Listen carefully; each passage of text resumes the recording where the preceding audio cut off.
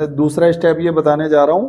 तो पहले मैंने बताया था फ्लेयर के लिए, और अब किस चीज के लिए मैं बताने जा रहा हूँ? शूजिंग के लिए। शूज किसे कहते हैं? जब दो पाइप सेम साइज के हों और उसको हमने आपस में ज्वाइंट करना हो तो वो ज्वाइंट नहीं हो पाएंगे, या तो एक मोटा हो एक पतला हो, ठीक है।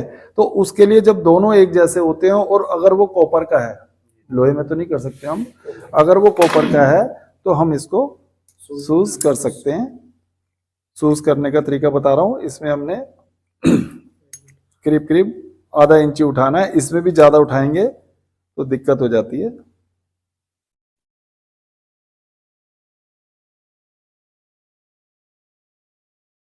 इसको टाइट कर लें ताकि नीचे ना खिसक जाए बाद में।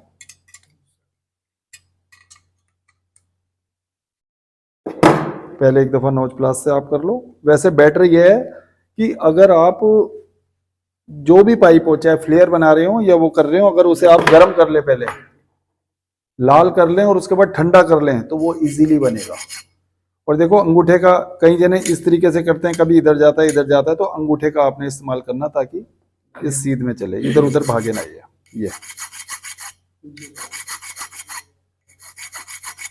ये करा, दूसरी दफा भी हम इससे करेंगे।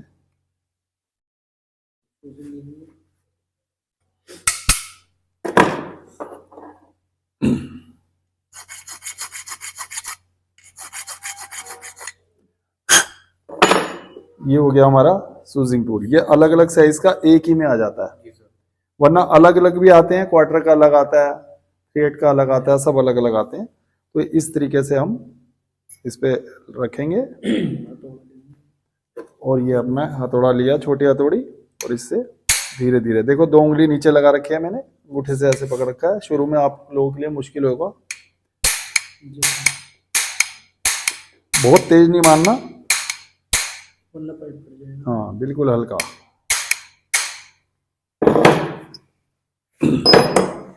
अब हम देखिए इसको शूज बनाया, आपको दिखाता हूं खोल के।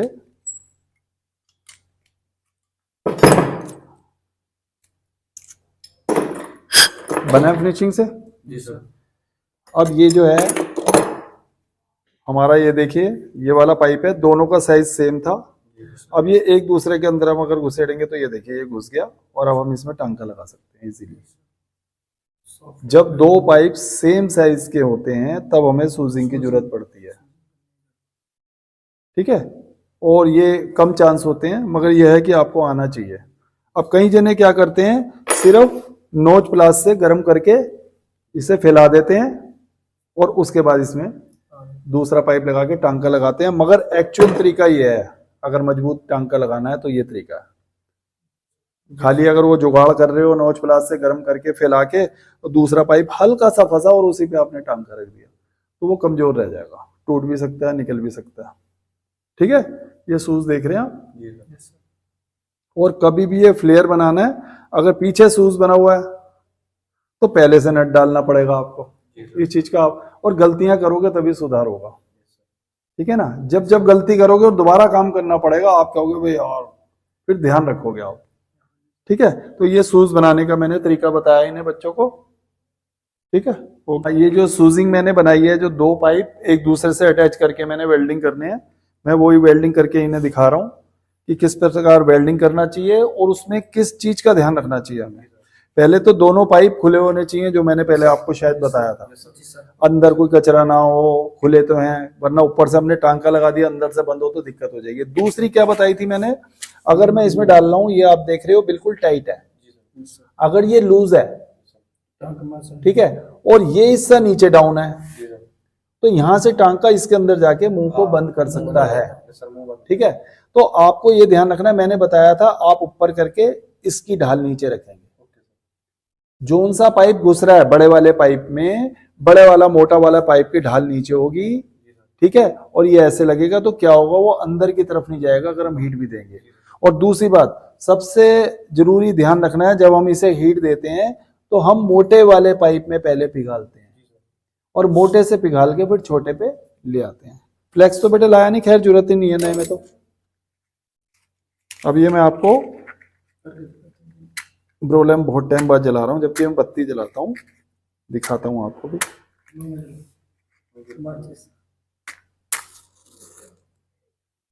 ये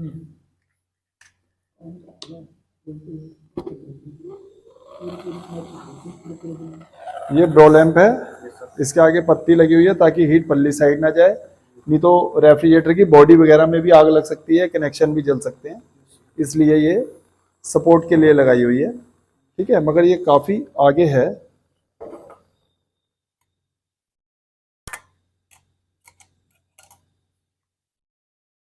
ठोक के इसका नाश कर,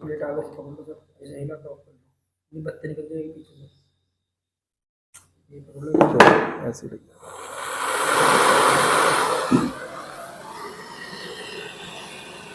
आपने बिल्कुल इधर भी नहीं रखना, आगे भी नहीं रखना, पीछे की प्लेट दूर होनी चाहिए। और ये देखो कब तक कर रहे हैं हम इसे, कब तक कर रहे हैं हम इसे, जब तक ये रेड ना हो जाए, थोड़ी सी लाल ना हो जाए।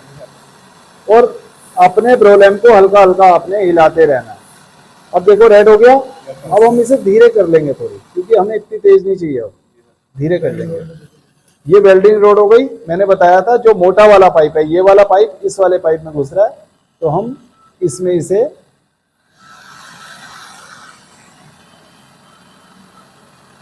इसमें लगाएंगे, पहले मोटे वाले में, और मोटे वाले से छोटे वाले में हम लेके आ जाएंगे। ठीक है, ये आ गया। इसके बाद क्या कहते हैं, जैसे ये लग गया तो हमें क्या करना चाहिए, थोड़ा लगाने के बाद टांका ऐसे पकड़ के लाल करके, और इसको हल्का सा हिला के अंदर की साइड दबा देंगे। अंदर की साइड दबाने से क्या होगा, इसके जो चारों तरफ लूजिंग पॉइंट है वो टाइट हो जाएंगे, और हमारा टांका जो है लीकेज होने के चांसेस बहुत कम रहेंगे।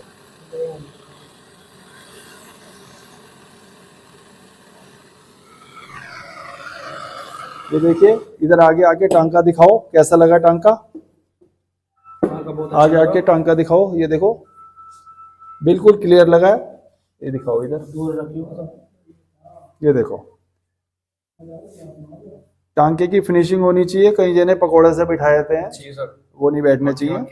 और कॉपर टू कॉपर हम लगा रहे हैं, तो हमारा ब्रोल इससे ब्रेजिंग रोड से आराम से टांका लग गया। मगर कॉपर टू अगर लोहा होता, जैसे कंडेंसर जाल होता है वो लोहा होता है, अगर कॉपर टू लोहा लगाते हैं तो हमारा टांका इतना इजीली नहीं लगता।